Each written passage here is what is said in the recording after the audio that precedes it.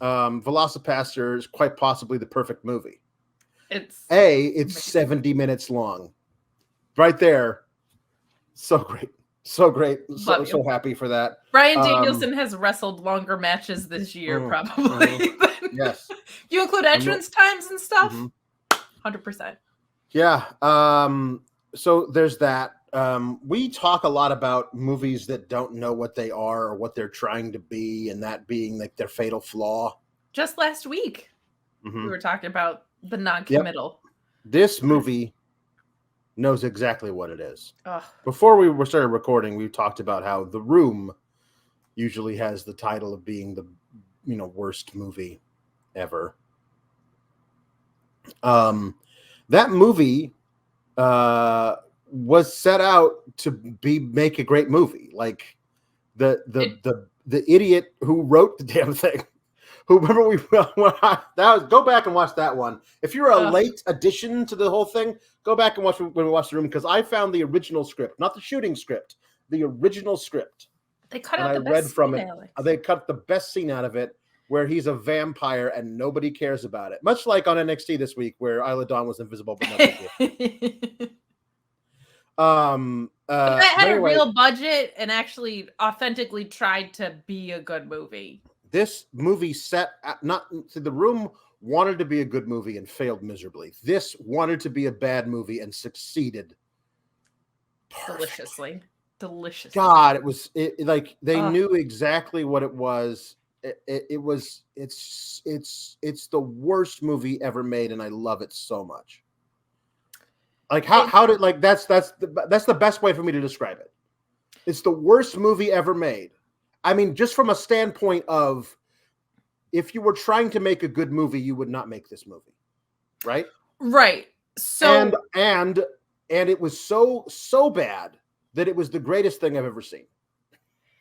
I heard somebody say that it was like if The Room or any other movie, they didn't use The Room, but that's what popped into my mind, said like, oh my God, we had this huge budget and we made this terrible movie. This movie was like a celebration of being a low budget film. The only gripes I have with it from the movie perspective is a ton of the scenes don't go anywhere or build on anything. So It's not a fluid movie in that sense, but the way it intentionally bombs itself is impressive and incredible and on purpose and done with the intent of being really entertaining, I think. And I don't know how, you're a trained actor, you would know better. How do you even, if off the bat the idea is, look, this movie's bad, you're the lead character in it, what? Well, and your character arc is you're a pastor who turns into a dinosaur. Here's the thing about Greg. I want to say Greg is the name of the actor. Cohan, something like that. Who's an actual actor. Like, you go to his IMDb page, he's had small parts in all kinds of TV shows, get little bit things here and there. He's a working actor. He was actually he did voices for Red Dead Redemption 2. This is I know exactly. Who was he? Random passerbys. He was pedestrians on the street, different voices of just people you would hear in ancillary conversation.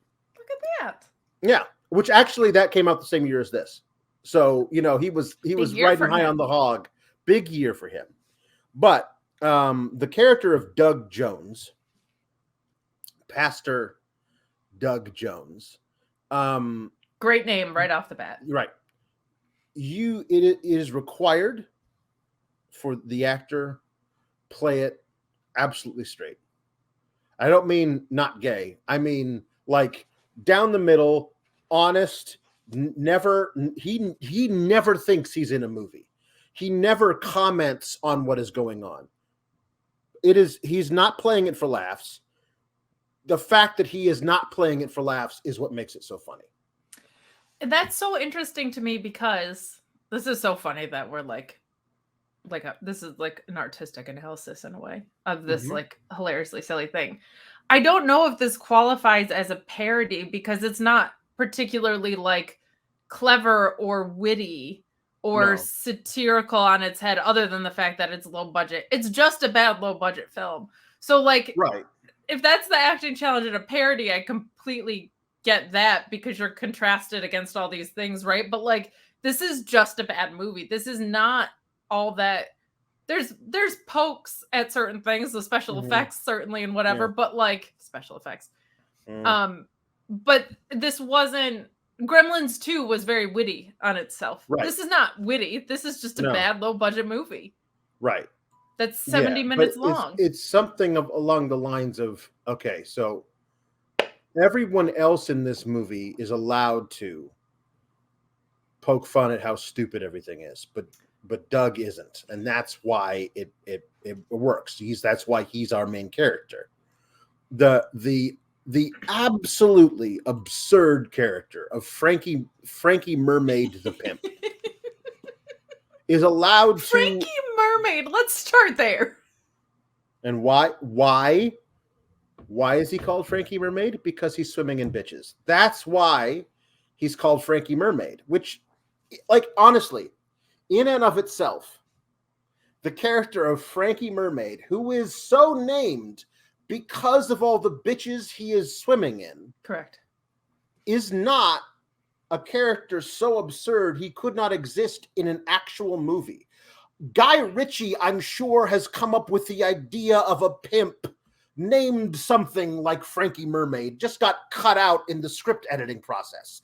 Like, that's the kind of character you would find as a Quentin Tarantino in his early scripts, absolutely had a character named Frankie Mermaid, so named for all the bitches he's swimming in, and cut it out. That's the kind of character that this guy is. But when you plunk that kind of character into this movie and have him played by this actor, it is it becomes a vessel for something almost magical in its absurdity. Like, it's. Anyway, let's try to attack this from the beginning. Okay. RESPECT. Click the subscribe button and find out what it means to me. Nah, that doesn't have a ring to it. But if you like videos about real news stories that are funny, stupid, or weird, subscribe now.